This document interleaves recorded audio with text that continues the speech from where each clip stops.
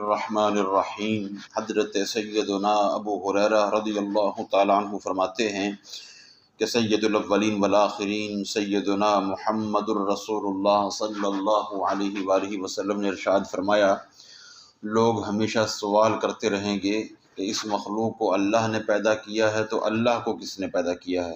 یعنی جو اللہ پر ایمان نہیں رکھتے وہ اس قسم کے وسواس جو ایمان پر حملہ آور ہوتے ہیں وہ لوگوں کے ذہنوں میں ڈالتے رہتے ہیں، عجیب عجیب قسم کے سوالات کرتے رہتے ہیں جو ایمان کے منافی ہوتے ہیں، اللہ پر ایمان کے منافی ہوتے ہیں یا رسول اللہ صلی اللہ علیہ وسلم پر ایمان کے منافی ہوتے ہیں۔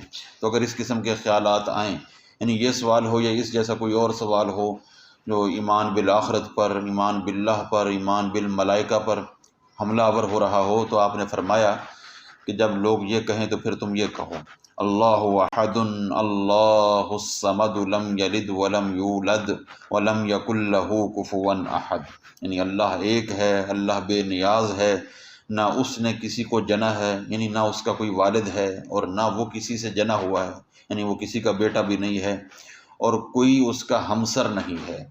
حضور علیہ السلام فرماتے ہیں یہ کلمات کہنے کے بعد پھر بائیں طرف 3 مرتبہ تھوکو اور پھر شیطان کے شر سے اللہ کی پناہ مانگو، یعنی اعوذ باللہ من الشیطان الرجیم کہہ لو۔ تو یہ کلمات کہو گے تو اس کلمات کی برکت سے وہ شیطانی وسوسہ جو ہے جو تمہارے ایمان پر حملہ آور ہو رہا ہے وہ دور ہو جائے گا۔ ایسے ہی سنن ابو داؤد کی دوسری روایت میں ہے کہ اگر اس قسم کے وسواس آئیں تو آمنت باللہ کہہ لو۔ اس کلمہ کی برکت سے بھی اللہ رب العزت شیطانی وسوسات سے انسان کی حفاظت فرمائیں گے۔ تو شیطانی وسواس سے ایمان کی حفاظت نہایت ضروری ہے۔ ہمیں چاہیے کہ ان کلمات کا استعمال کرتے رہیں تاکہ اپنے ایمان کو بحفاظت لے کر اللہ رب العزت کی بارگاہ میں پیش ہو جائیں۔ اللہ عمل کی توفیق نصیب فرمائے۔